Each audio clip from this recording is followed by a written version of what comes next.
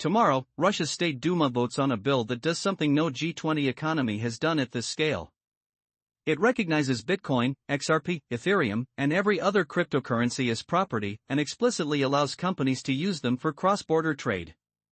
The first reading passed with 327 out of 340 deputies. That's a 96% majority. And by the end of this video, you'll understand exactly what this means for Russia, for crypto, and for the global financial system. The draft legislation is formally titled On Digital Currency and Digital Rights, Bill number 11949118-8. It was introduced by the Russian government and championed by Anatoly Aksakov, chairman of the State Duma Committee on Financial Markets. Here's what it actually does. 3 things.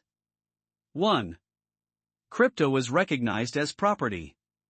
Not currency, not a security property. That's a critical legal distinction. You can own it, trade it, and use it in contracts. But the Russian ruble remains the only lawful money for domestic transactions.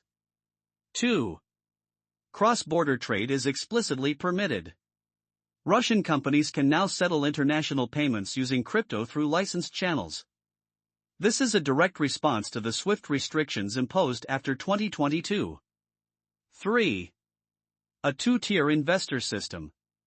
Non-qualified retail investors face a 300,000 ruble annual cap, about $3,800. Qualified investors get higher limits, 3 million rubles for purchases, 1 million for cross-border transfers.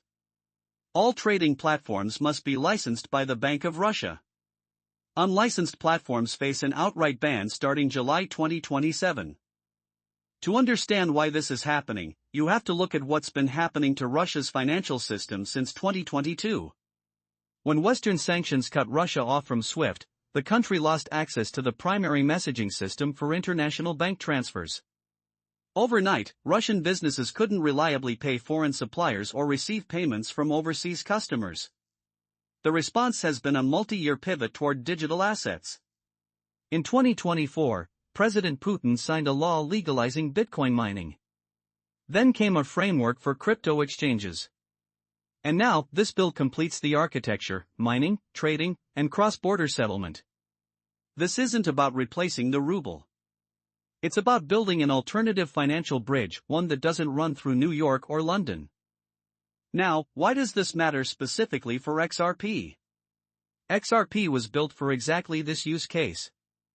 The XRP ledger processes cross-border settlements in 3 to 5 seconds, with transaction costs under a fraction of a cent. It's already used by major financial institutions for international payments. The bill doesn't name any specific cryptocurrency. It's deliberately technology neutral.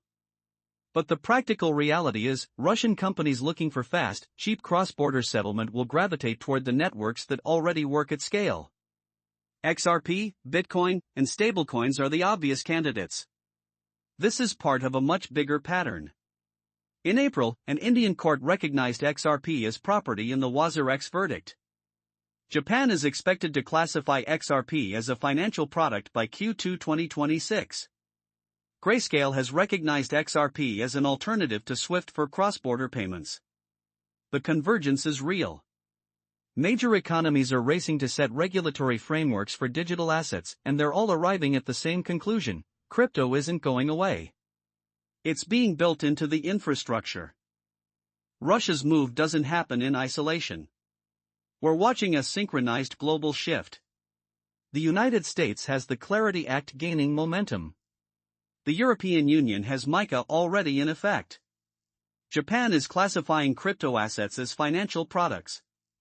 And now Russia is building its own comprehensive framework.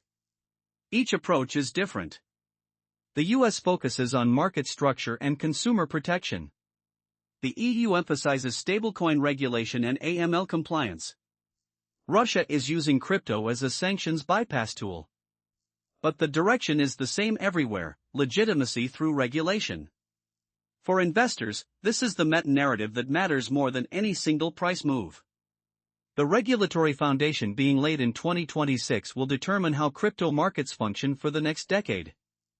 But let's be real about the risks.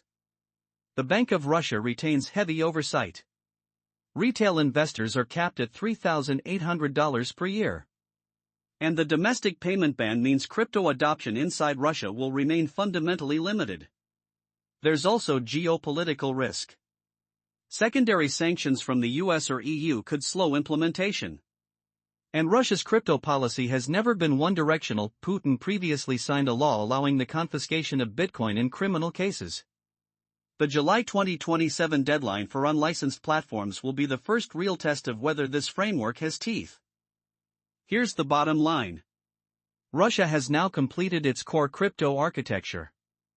Mining was legalized in 2024. A trading framework followed. And now, cross-border settlement rights.